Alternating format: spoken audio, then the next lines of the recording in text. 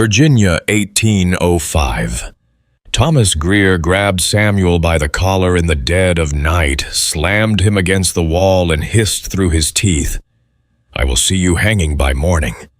But what Thomas didn't know, what no one on that plantation dared to say out loud, was that the secret he thought he had just uncovered had been living inside those walls for years.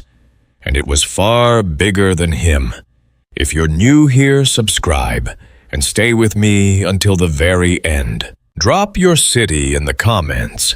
I want to see how far this story travels. The Whitmore plantation sat at the edge of Albemarle County, like a promise that had long since been broken. White columns, yes. Wide fields, yes.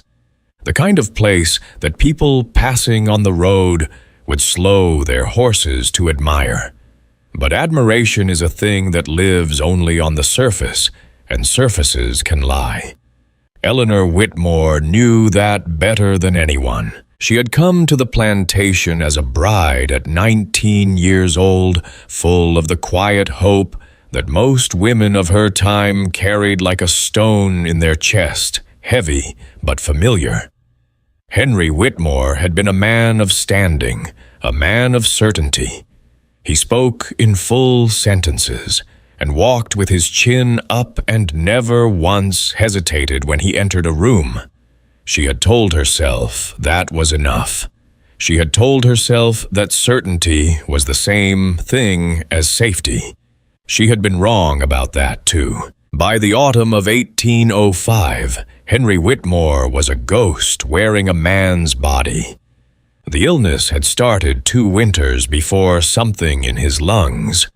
The doctor said something that the cold air would worsen. He moved to the far end of the house. He stopped eating at the table. He stopped speaking in full sentences. He stopped walking with his chin up. And slowly, room by room, hallway by hallway, Eleanor watched the man she had married disappear behind closed doors, and she found herself standing in a house that had never truly been hers, more alone than she had ever been in her life. It was in that silence that she first really noticed Samuel. Not noticed him the way a woman notices a man, not at first. Noticed him the way a drowning person notices a rope. He was always there. That was the thing about Samuel that people either didn't see or didn't want to acknowledge. He moved through the plantation with a kind of quiet that wasn't submission. It was something else, something more deliberate. He carried himself with a steadiness that Eleanor had not seen in anyone on that estate, not in the overseers, not in the house staff, and certainly not in her husband. Samuel had been at the Whitmore plantation since he was 14 years old. He was now 26. He knew every creak in every floorboard. He knew which door would stick in the rain and which window latch would give if you pressed it from the left. He knew when the overseer, a thick-necked man named Gerald Greer, had been drinking, because on those nights Gerald's footsteps were heavier and slower, and he never came into the main house. Samuel knew all of this the way enslaved people learn to know things not out of curiosity, but out of survival. He had learned very early on that knowledge was the only thing no one could take from him. It was a Tuesday in late October when Eleanor first spoke to him directly. Not through the usual chain of instruction, not through the housekeeper, not through a list left on the kitchen table. She came to find him herself, which was unusual enough that 2 of the housewomen exchanged a glance when they saw her walking toward the back of the property. Samuel was splitting wood near the smokehouse. He heard her footsteps before he saw her, and he set down the axe without being asked. "Mrs. Whitmore," he said. His voice was low and even. She stopped a few feet away. She had a shawl pulled tight around her shoulders, even though it wasn't cold enough yet to need one. "The latch on the study window is broken again," she said. "I need it fixed before the rain comes." "Yes, ma'am, I'll see to it." She didn't move. That was the first strange thing. She stood there with her hands wrapped in the shawl and her eyes somewhere past his shoulder, and she said, "How long do you think before the rain?" He looked up at the sky. 2 days, maybe 3 if the wind holds." She nodded slowly, like he had told her something she already knew, but needed to hear from someone else. "Thank you, Samuel." And then she left. He watched her walk back to the house, and he stood very still for a moment, the way a man stands when he is trying to understand what just happened, without looking like he is trying to understand what just happened. Because something had shifted in that small exchange, something he couldn't name and didn't trust himself to examine too closely. He fixed the window latch the next morning. 2 days later, she came to find him again. This time it was about a door hinge. Then it was about a crack in the plaster above the fireplace in the sitting room. Then it was about a strange sound she heard in the walls at night. "Could be mice," she said, though her voice told him she knew. It wasn't mice, and she wasn't really asking about mice at all. She was asking for a reason to have someone to talk to. She was asking for a reason not to be alone inside those white walls for one more night. Samuel understood loneliness. He had lived inside it for most of his life, but he also understood danger, and he understood it with a precision that Eleanor Whitmore, for all her suffering, did not have access to. Because her loneliness was the loneliness of a woman in a loveless house. His loneliness was the loneliness of a man who owned nothing, not his name, not his labor, not his body, not his future. And the two kinds of loneliness were not the same thing even when they sat in the same room and breathed the same air. But understanding the difference did not make him immune to her presence. He told himself it was nothing. He repaired her hinges and her latches and her cracks in the plaster, and he answered her questions about the weather and the fields and the state of the smokehouse. Roof. He kept his voice even and his eyes down and his hands busy, and he told himself it was nothing. Then the night of the breakdown happened, and everything he had told himself fell apart like paper in the rain. It was the 2nd week of November. Henry Whitmore had taken a turn for the worse. The doctor had come twice in 3 days, and both times he left with a face that said what his mouth was too polite to say. The house had gone very quiet in the way that houses go quiet when death is deciding whether or not to come in. Eleanor had spent the day sitting outside her husband's door, not because he wanted her there, but because she didn't know where else to put herself. By evening she had come undone. Samuel heard it before he saw it, a sound from the far sitting room. A low, broken sound that didn't belong to anything he could name at first. He set down what he was carrying and moved toward it without thinking. That was the thing he would examine later, the fact that he moved toward it without a single thought of what it might cost him.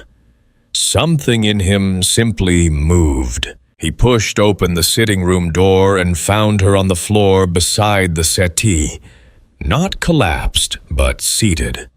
Her knees pulled to her chest and her face in her hands, and her whole body shaking with the kind of crying that doesn't make much noise because the person doing it has already used up the part of themselves that makes noise. He stopped in the doorway. "Mrs. Whitmore?" His voice was quiet. She looked up. Her face was wrecked, and she didn't try to hide it, which told him how far past caring she was. Her eyes found his, and she said, "He's going to die, Samuel." Her voice was almost steady. That was somehow worse than if it had broken. "He is going to die, and I don't know what is going to happen to me." Samuel stood in the doorway of that sitting room for what felt like a very long time. He knew what he should do. He knew the exact shape of what he should do.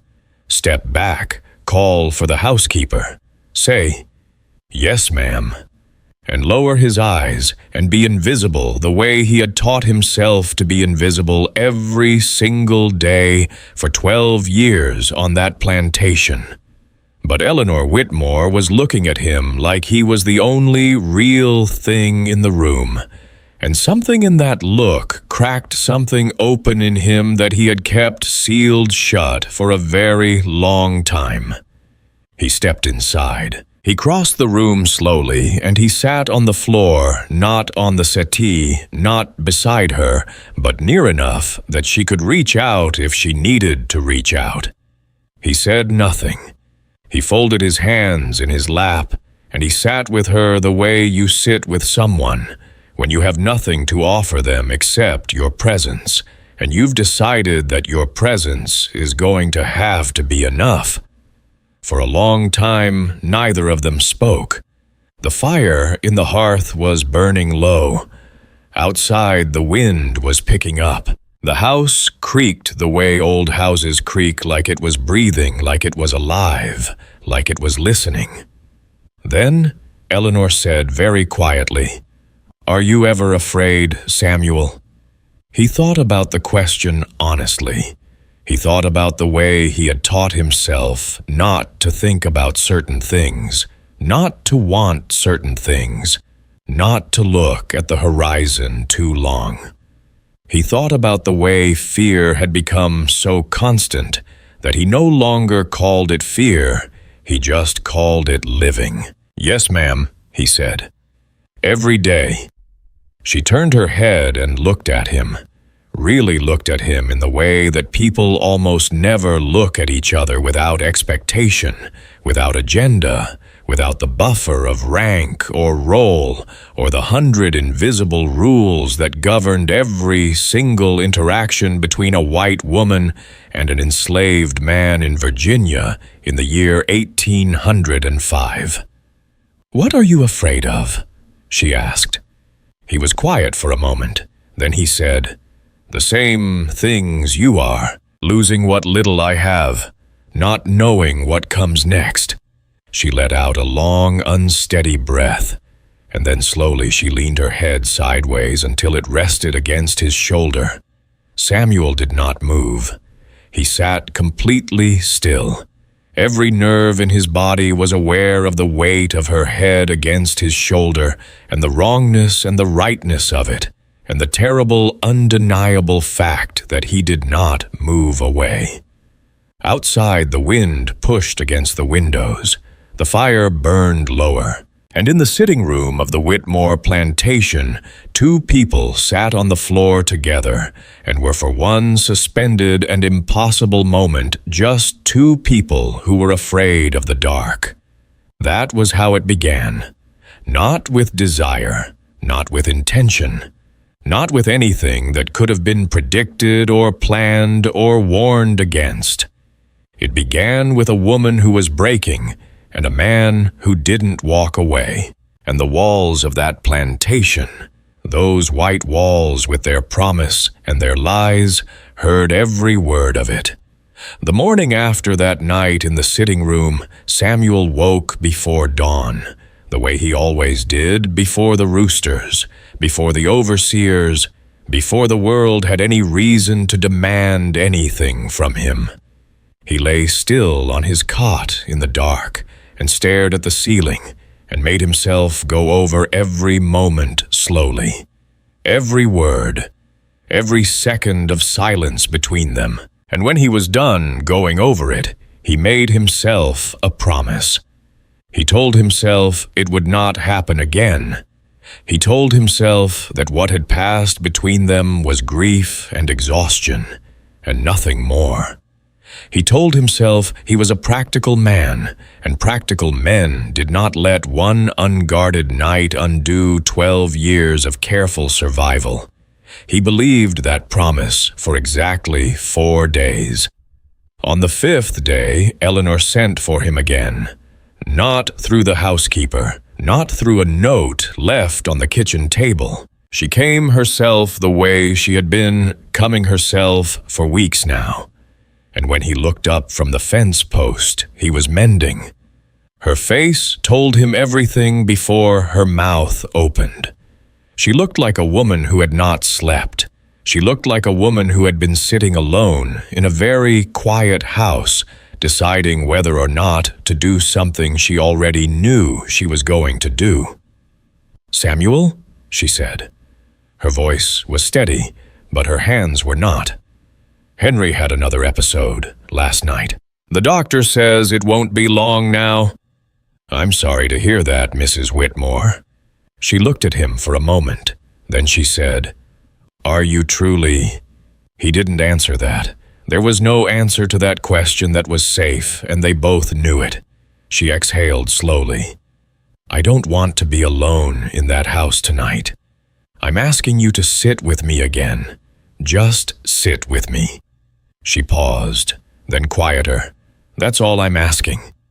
Samuel set down his tools. He looked at the ground. He looked at the sky. He looked at the long, empty stretch of the field where Gerald Greer would be until sundown. And then he looked at Eleanor Whitmore, this woman who was unraveling thread by thread in front of him, and he said the word that changed everything. "All right," he said. He said it quietly. He said it the way a man says something he knows he will not be able to take back. That night he sat with her again in the sitting room, and the night after that, and the night after that. Each time something shifted slightly. The distance between them on the floor became shorter. The silences became less tense and more comfortable. She began to talk. Really talk, not about window latches or cracked plaster, but about things that had weight to them. She told him about her childhood in Richmond, about her mother who had died when she was 11, about the way her father had handed her to Henry Whitmore, like a transaction being settled. She told him she had never once been asked what she wanted, not once in her entire life. Samuel listened. He listened the way he had always listened, completely carefully, without interruption. And somewhere in that listening, without either of them marking the exact moment it happened, he began to talk too. He told her about his mother sold away when he was 9 years old. He told her about the way he had memorized her face every night before sleep so he would not lose it. He told her about the first time Gerald Greer had taken a strap to him when he was 15, and how he had made himself a promise that day that he would never give any man the satisfaction of hearing him scream. He said it plainly, without drama, the way a person states a fact about the weather. Eleanor went very quiet when he said that. Then she said, "I didn't know." "No," Samuel said. "You weren't meant to." There was no accusation in his voice, but the words landed between them like something heavy and true, and Eleanor felt the weight of them settle into her chest and stay there. 3 weeks passed like that. The rhythm of their evenings became, in its strange and impossible way, the most honest thing either of them had. Henry Whitmore continued to fade behind his closed door. Gerald Greer continued to run the fields with his particular brand of casual cruelty. The house staff moved around Eleanor with the careful distance of people who sensed something they could not name and had decided not to name it. and Samuel moved through all of it with his same deliberate quiet, doing his work, keeping his eyes down, giving no one anything to see. But Thomas Greer was watching. Thomas was Gerald's son, 19 years old, with his father's thick neck and none of his father's patience. He had been brought to the plantation that autumn to learn the trade of overseeing, and he had taken to it with the enthusiasm of a young man who had recently discovered that cruelty could be exercised without consequence. He was the kind of person who noticed things not out of intelligence, but out of a persistent, low-grade suspicion of everyone around him. He had noticed Samuel's changed routine. He had noticed the way Samuel moved toward the main house in the evenings, and he had noticed the way Eleanor Whitmore's face had changed less hollow somehow, less like a woman waiting for something terrible to arrive. Thomas filed all of it away and said nothing, not yet. Then came the night that everything inside that house shifted without warning. Eleanor had been sitting with Samuel for perhaps an hour when she said something that neither of them had spoken out loud before. She said, "I think I would have lost my mind entirely if it weren't for these evenings." Samuel was quiet for a moment. Then he said, "You're stronger than you think you are, Mrs. Whitmore." "Don't call me that," she said, quickly, almost sharply, like the words came out before she could stop them. Then softer, "Not in here, not when it's just the two of us." He looked at her carefully. "Eleanor," he said. The word felt dangerous in his mouth. It felt like stepping onto ice in early spring. She closed her eyes when he said her name. Just for a second, like something in her had been waiting a long time to hear it said that way. "I know what this is," she said, her voice low. "I know what it looks like. I know what they would say." She opened her eyes. "I don't care anymore, Samuel. I have spent my entire life caring what everyone said, and it has gotten me nothing but a dying husband I never loved, and a house full of silence." "You should care," Samuel said. His voice had changed. The gentleness was still there, but underneath it was something harder, something urgent. "What you risk by not caring is an afternoon of talk and a wounded reputation.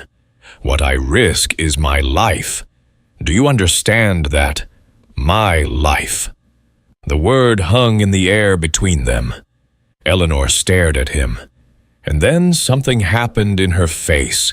Something cracked open. Some layer she hadn't known she was carrying, and her eyes filled, and she said, I know that, Samuel. I know. And I am sorry, and I am asking you anyway. God help me, I am asking you anyway." He should have stood up and walked out of that room. Every reasonable, survival-minded part of him knew that. He should have walked out and never sat on that floor again. He didn't stand up. He reached out and took her hand in his. Her fingers were cold. His were warm. And for a long time, they simply sat there, hands clasped between them, while the fire burned and the house breathed around them, and somewhere down the hall, Henry Whitmore coughed in his sleep. What no one on the Whitmore plantation knew, what even Eleanor did not fully understand, was that Samuel had made a calculation. Not a cold one, not a heartless one, but a calculation nonetheless, the way enslaved men sometimes had to make calculations about which risks were survivable and which ones were not. He had looked at the situation from every angle, carefully, without sentiment, and he had decided something. He had decided that Eleanor Whitmore, in her grief and her desperation, held something that most people on that plantation did not hold. She held a kind of power that her husband's illness had not taken away, and whatever was growing between them, he would not call it love. Not yet, not out loud, was the only thing in his world that felt like it belonged entirely to him. That was the part no one would ever write down in any record. That was the part history would not preserve. That a man who owned nothing, not his name, not his labor, not his body, had found one thing that felt like his own.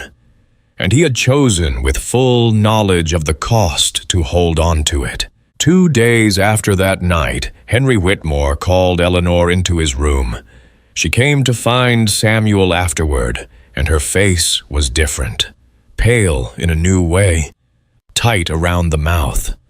"He knows," she said, her voice barely above a whisper. "Not everything, but he knows something is different. He looked at me, and he said." She stopped, pressed her fingers to her lips, then started again. "He said, 'Whatever comfort you have found, Eleanor, I hope it keeps you warm after I am gone.' And then he turned his face to the wall." Samuel said nothing for a long moment. "Did he say anything else?" "No." "Did he say my name?" "No." Samuel exhaled slowly. "Then we don't know what he knows." "Samuel." Her voice cracked on his name. "He is not a stupid man. He has never been a stupid man. He is just a very sick one." "I know," Samuel said. "If he tells Gerald." "I know," Samuel said again, quieter this time. She grabbed his arm. Her grip was tight, tighter than he expected. "Tell me you are not afraid," she said. "Tell me that, and I will believe you." He looked down at her hand on his arm. He looked at her face. And for the first time since any of this had begun, Samuel allowed himself to look frightened. Not performed fright, real fright, the kind that lives in the stomach, the kind that doesn't negotiate. "I can't tell you that," he said, "because it would be a lie. And I have never lied to you." Eleanor released his arm. She stepped back. She stood very straight, the way women of her time and her station had been trained to stand when everything around them was collapsing, chin up, shoulders. Back, face composed into something that looked like dignity, even when it was really just the last wall holding. "Then we will be afraid together," she said. "And we will figure out what comes next." But neither of them said the word that was sitting in the middle of that conversation like a stone. Neither of them could move. The word was Thomas. The word was Gerald. The word was the sound of boots on a wooden floor and a door swinging open at the wrong moment. The word was everything that was already in motion, that they did not yet know was in motion. Somewhere across the yard, in the long shadow of the barn, Thomas Greer stood in the dark and watched the light burning in the window of the main house. He stood there for a long time. Then he smiled to himself, the slow, satisfied smile of a young man who has just decided what he is going to do with something he has been holding in his hands. He turned and walked back toward his father's quarters. And he did not hurry. He did not need to hurry. He had waited this long. He could wait a little longer. Thomas Greer did not go to his father that night. He went the next morning after breakfast, after he had let the information sit in his chest long enough to feel like power. He walked into Gerald Greer's quarters with the easy stride of a man delivering good news, because to Thomas that was exactly what it was. Gerald listened without speaking. He sat at his table with his coffee going cold in front of him, and he listened to his son lay out everything. Samuel's evening movements, the light in the main house window, the way Eleanor's face had changed all of it. And when Thomas was done, Gerald Greer did something his son did not expect. He was quiet for a very long time. "You're sure?" Gerald said finally. "Sure enough," Thomas said. Gerald picked up his coffee, set it back down without drinking it. "Henry Whitmore is dying," he said slowly. "And when he dies, that woman controls this plantation, every inch of it, every soul on it." He looked at his son. "You understand what I'm telling you?" Thomas's smile faded slightly. "I understand that what Samuel is doing is an offense against—" "I understand what it is," Gerald said sharply. "What I'm asking is whether you understand the timing." He stood up. "We don't move on this yet. We watch. We wait. And when the moment is right, we use it." Thomas stared at his father. Something in the word use sat wrong with him, not because he had any moral objection to it, but because he had expected outrage and gotten strategy instead. He had expected his father to grab a strap and go looking for Samuel immediately. The patience made him uneasy. "And if Samuel—" Thomas started. "Samuel isn't going anywhere," Gerald said. "He knows better than that." He finally picked up his coffee and drank it. "Go back to your work, and keep your mouth shut, not a word to anyone, not the house staff, not the field hands, no one." Thomas left, but he did not feel like a man who had delivered good news anymore. He felt like a man who had handed something valuable to someone else and was not entirely sure he was going to get it back. Gerald Greer, alone in his quarters, sat very still for a long time after his son left. And the thing moving behind his eyes was not anger, it was arithmetic. 3 days later, Henry Whitmore died. He died in the early morning before the sun was fully up in his room. At the far end of the house, with only the night nurse present.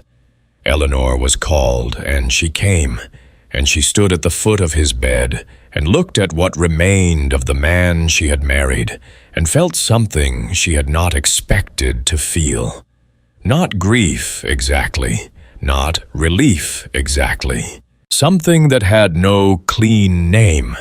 A heaviness that was partly sorrow for what might have been, and partly the terrifying recognition that everything was about to change, and she was the only one who would have to decide how.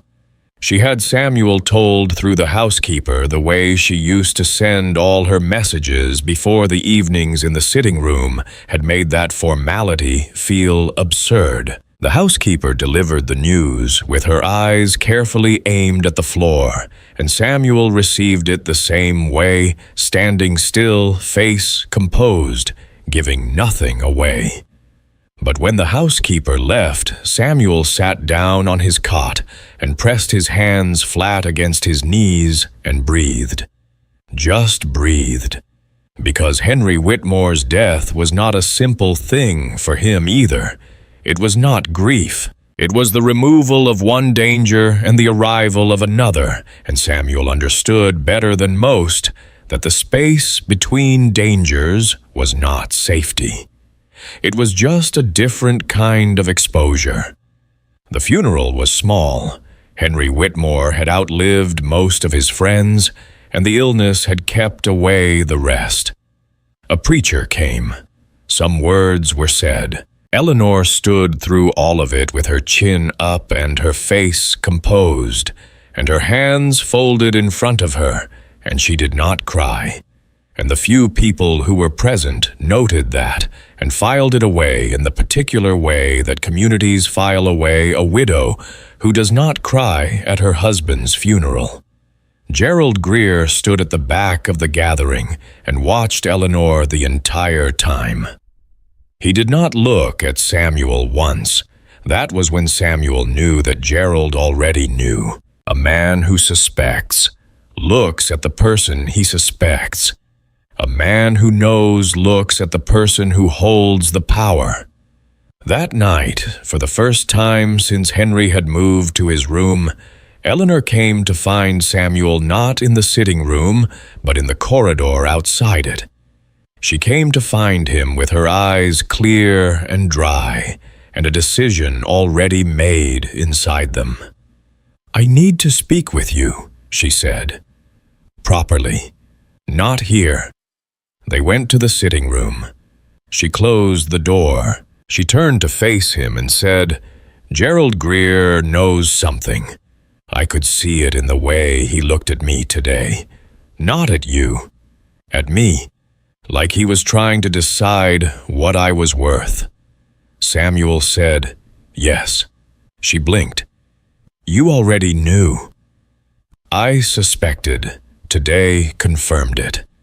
She crossed her arms over her chest, not in anger, but in the way a person holds themselves together when they feel themselves starting to come apart. "What does he want?" "The same thing men like Gerald Greer always want," Samuel said. "Leverage." "He won't find any," Eleanor said. Her voice had a new edge to it. "Henry is dead. I am the widow. This plantation is mine now by law, and there is not a thing Gerald Greer can do to change that." Samuel looked at her steadily. "He cannot touch you," he said. "You are correct about that. But Eleanor," he said her name deliberately the way he had learned to say it in the quiet of those evenings. "He does not need to touch you to destroy me." The word destroy landed in the room, and neither of them moved for a moment. Then Eleanor said, "I will not let that happen." "You may not have a choice." "I will always have a choice," she said sharply enough that it surprised them both. She stopped, steadied herself, then quieter. "I know what you are thinking. I know you think my good intentions are not worth the paper they are written on in a world that does not recognize your rights or your life as worth protecting. I know that. And I am telling you anyway, I will not let that happen." Samuel was quiet for a long moment. Then he said, "What are you going to do?" "I am going to have a conversation with Gerald Greer," she said. "Tomorrow morning, and I am going to make very clear to him exactly where things stand." "Eleanor, he works for me now," she said. "He has always worked for this plantation, and this plantation is mine. If he has a problem with that arrangement, he can take his son and his strap and his arithmetic and leave." Samuel stared at her. He had seen her afraid. He had seen her broken on the floor. He had seen her reaching for him in the dark because she had nothing else to reach for. This woman standing in front of him now was something different, something that had been there underneath all along, waiting for the exact conditions to surface. He thought not for the first time that Eleanor Whitmore was more dangerous than anyone on that plantation had ever given her credit for. The conversation with Gerald Greer happened the next morning in the front room with the door open. Eleanor had chosen that deliberately, the open door, the public-facing room, the daylight. She was not going to have this conversation in a shadow. Gerald came in with his hat in his hands, which was the correct posture, and his face arranged into the correct expression of deference. He sat when she told him to sit. He listened when she spoke. She told him that she was assuming full management of the Whitmore estate. She told him that his position remained available to him on the condition that his conduct remained professional and appropriate. She did not mention Samuel. She did not mention the evenings in the sitting room. She did not give him anything to confirm or deny. Gerald Greer listened to all of it with the patience of a man who is hearing one conversation while having a completely different one inside his head. When she was done, he said, "Yes, Mrs. Whitmore," with exactly the right amount of deference. He stood when dismissed. He put his hat back on outside the door, and he went to find his son.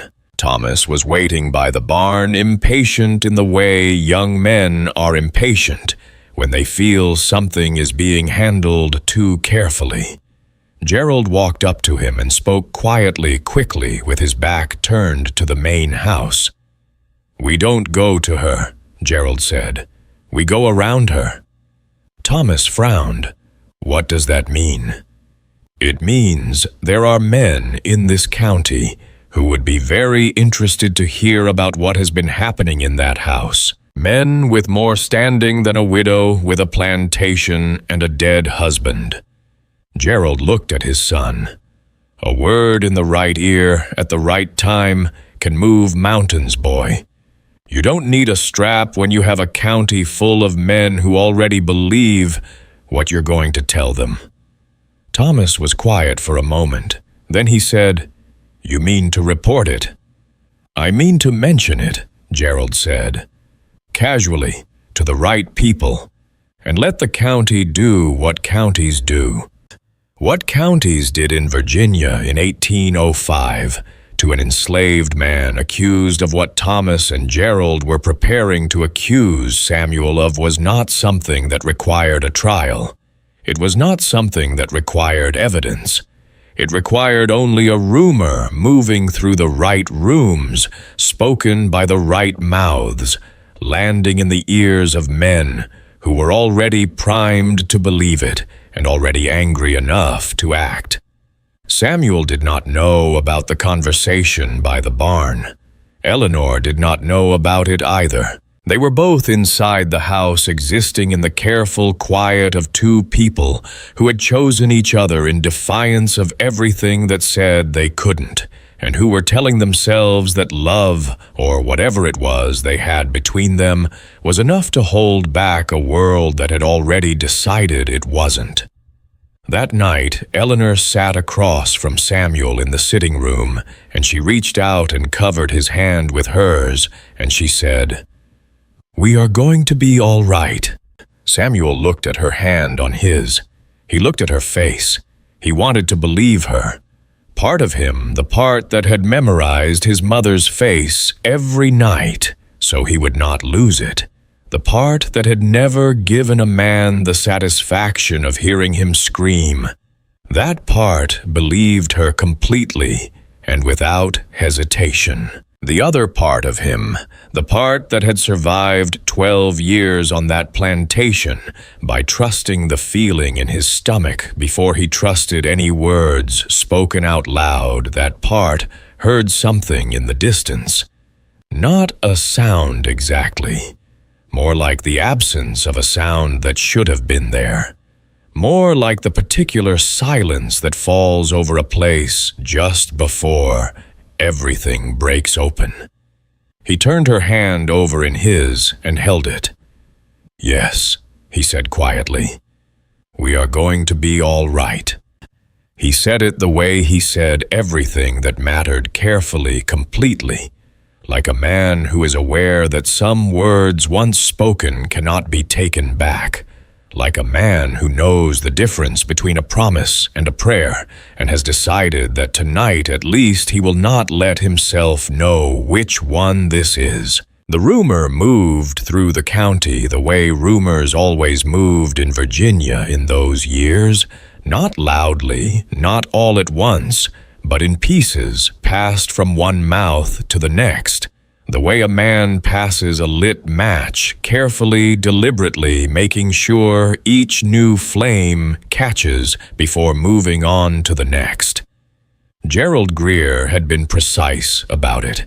He had not gone to the sheriff. He had not filed any complaint. He had simply spoken over 3 days to 4 men. A neighboring plantation owner, a magistrate who drank at the same tavern, a deacon at the county church, and a merchant who knew everyone's business and made it his purpose to ensure everyone else knew it too. He had spoken quietly with his hat in his hand, with a look of reluctant concern on his face, the way a man looks when he is performing a civic duty he wishes he did not have to perform. By the 5th day after Henry Whitmore's funeral, Eleanor began to feel it. She felt it first in the way the merchant's delivery boy looked at the ground when he came to the door instead of meeting her eyes. She felt it in the way the deacon's wife, who had always stopped to speak to her after Sunday service, turned and walked in a different direction before Eleanor could reach her. She felt it in the air of the house itself, which had changed somehow thicker, more watchful the way air changes when a storm is building somewhere you cannot yet see. She called for Samuel that evening not to the sitting room, but to the kitchen, which was more visible and therefore safer. She stood at the far end of the table, and she said without preamble, "Something is happening. People are talking." Samuel said, "I know." She looked at him sharply. "How long have you known?" 2 days. "And you didn't tell me?" "I was trying to understand the shape of it first," he said, "before I brought it to you." She pressed her palms flat on the table. "Tell me the shape of it now." He told her. Not everything, he did not know everything, but enough. He told her what he had heard from 2 of the field hands who had been into town the day before and come back with faces that told him the ground was shifting. He told her that Gerald Greer's name had come up twice attached to the word concerned, which was the word men used in that county when they wanted to destroy something and needed it to look like worry. Eleanor listened to all of it without moving. When he was done, she said, "He went around me." "Yes." "He knew I could control what happened on this property. So he went to men who could control what happens off it." "Yes." She was quiet for a moment.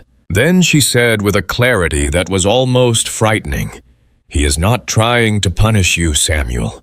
He is trying to own me." Samuel looked at her. "What do you mean?" "If this story becomes established, if it is believed and repeated and embedded in the county's memory, then I become a woman of scandal, a woman who cannot manage her own house, her own property, her own—" She stopped. Her jaw tightened. "A woman like that needs a man to step in and correct things on her behalf, and the man who steps in and corrects things gets everything that comes with the correcting." She looked up at him. "Gerald Greer doesn't want justice, Samuel. He wants this plantation." The silence that followed that statement was a different kind of silence from any that had sat between them before. It was the silence of 2 people who have just seen the full shape of the thing that is coming for them and understand that it is larger than either of them had believed. Samuel said, "Then we need to move before he does." Eleanor straightened. "Yes," she said, "we do." What Eleanor did next was not what anyone on the Whitmore plantation expected, and it was not what Gerald Greer had calculated for, because Gerald Greer, for all his patience and his arithmetic, had made the same mistake that almost every man of his time and place made when dealing with a woman he had underestimated. He had assumed that her first instinct would be to protect herself by hiding. He had assumed shame would make her small. Eleanor Whitmore was done being small. The next morning she rode into town herself.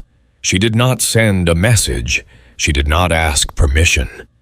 She dressed in her best black, and she rode into Albemarle County, and she called on 3 people, the magistrate, the county clerk, and a lawyer named Harlan Pitt, whom Henry had used for estate matters, and who owed the Whitmore name a decade of professional loyalty. She sat in each of their offices, and she spoke plainly and without apology, and what she said in each of those offices was not a denial and not an explanation.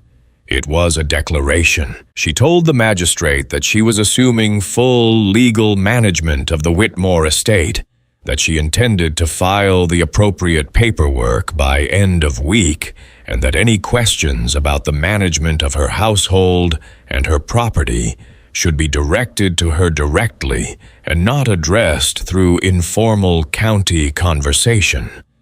She said the word informal with a precision that made the magistrate shift in his chair. She told the county clerk to prepare the transfer of deed. She told Harlan Pitt to prepare a letter to be filed with the estate records, confirming her sole authority over all decisions regarding the disposition of the plantation's population, its enslaved workers, their assignments, their status. All of it. Harlan Pitt looked at her over his glasses and said, "Eleanor, are you certain you want to do this so quickly? There are people who will say—" "There are already people saying," Eleanor said. "That is why I am here, because the time to act when people are already talking is immediately, not eventually. Now." She rode back to the plantation that afternoon with the weight of a decision already made and already moving. The way a stone moves once it leaves the top of a hill, it does not stop to reconsider. But Gerald Greer had not been idle while she was in town. He had gone to the barn in the morning and found Samuel working alone, which was what he had been waiting for. Thomas stood near the door. Gerald walked up to Samuel slowly, the way a man walks when he wants the other person to feel every step of his approach. "Henry Whitmore is 3 days in the ground," Gerald said, "and you are still walking around this property like you own something." Samuel did not stop what he was doing. He kept his hands on the work in front of him, and his voice completely level, and he said, "I am doing the job I was given to do." "The job you were given," Gerald repeated. He let the words sit there. Then he stepped closer and lowered his voice and said, "I know what you have been doing in that house, and so does half this county, and you and I both know what happens to a man like you when half a county knows something like that." Samuel set down his tools. He turned to face Gerald Greer fully, which was itself a kind of defiance, not aggressive, not hostile, simply direct, meeting the man's eyes without looking away. He said, "Are you threatening me, Mr. Greer?" Gerald smiled. Not a warm smile. "I'm describing a situation," he said. "That's all?" "Then let me describe one back to you," Samuel said. His voice was quiet and entirely steady. "Mrs. Whitmore rode into town this morning. She will be back by afternoon. And when she comes back, everything on this property, including your position on it, will look different than it does right now." He picked his tools back up. "That's all."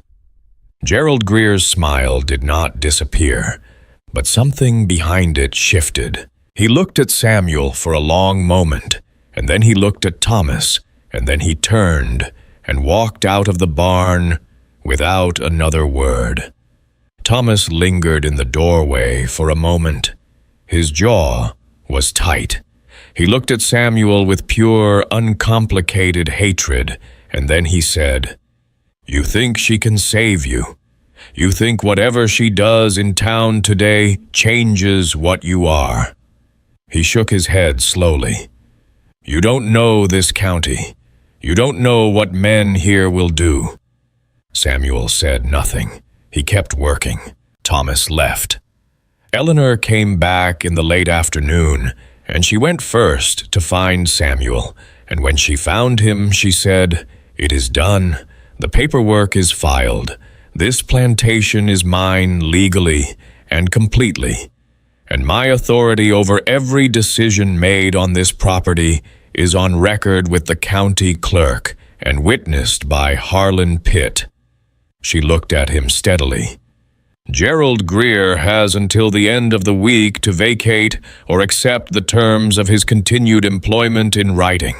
Samuel was quiet for a moment. "And Thomas?" "Thomas goes with his father," she said. "I will not have him here." He nodded slowly. Then he said, "Eleanor, you understand what you have done today will not end the talk. Filing papers does not close mouths." "No," she said. "It doesn't, but it changes what the mouths can actually do." She looked at him with that same frightening clarity she had shown the night before. "They can talk all they want. They cannot touch this property. They cannot touch my decisions. And as long as I am standing, they cannot touch you." He looked at her for a long time. "You understand the cost of that," he said. "What standing up for me in this county will cost you, socially, personally, the rest of your life." "I understand it," she said simply. "And you have chosen it anyway." "I have chosen it anyway." Gerald Greer vacated the Whitmore plantation on a Thursday morning, loading his things into a cart with Thomas beside him, his face a rigid mask of a man who has lost a long game and knows it and cannot afford to show it. He did not speak to Eleanor as he left. He looked at Samuel once, standing near the fence, and the look said everything. Words would have been too small to contain. Then he climbed onto the cart and drove away, and the sound of the wheels on the road faded and was gone. Eleanor stood on the steps and watched until the cart disappeared. Then she breathed. What came after that was not simple. The county talked for a year. People did not come to visit. Invitations stopped arriving. Eleanor Whitmore became a woman that respectable society quietly set aside, the way it sets aside anything that has become inconvenient to the story it prefers to tell about itself. She bore it. She bore it the way she had borne the silence of her marriage and the loneliness of those long nights and the weight of every decision she had ever made in a world that had never once asked her what she wanted. She bore it without apology and without retreat. She used the isolation in the end. She turned the Whitmore property into something that Henry Whitmore, with his white columns and his certainty, would not have recognized. She began quietly, then less quietly, to invest in the education of freed children in the county. She brought teachers. She opened rooms. She did it without announcement, without seeking approval the way a woman does something she knows is right and has stopped caring whether anyone agrees. And Samuel. Samuel she sold, as the record shows. Sold to a family in Philadelphia in the North at a price that was on paper a transaction and was in reality an arrangement of freedom disguised as a sale, the only form of freedom available to them in that place and that time. He went north. He became in time a free man in the full sense of the word, not just in fact, but in law. He learned to read in Philadelphia in his 30s, and one of the first things he wrote down, the very first sentence he wrote in a hand still learning to hold a pen, was a name, not his own, hers. He never wrote to her. She never wrote to him. The world they had inhabited together had no vocabulary for what they had been to each other, and so they carried it in silence, the way people carry the truest things, not in words, but in the body, in the part of the chest that never fully stops listening for a voice it will not hear again. Eleanor Whitmore died in 1831, 26 years after the autumn that had changed everything. She was found in the sitting room in the chair closest to where the fire used to be, with her hands folded in her lap, and her face, the people who found her said, entirely at peace. Samuel outlived her by 11 years. He died in Philadelphia in 1842, an old man with a practiced hand and a name that was entirely his own.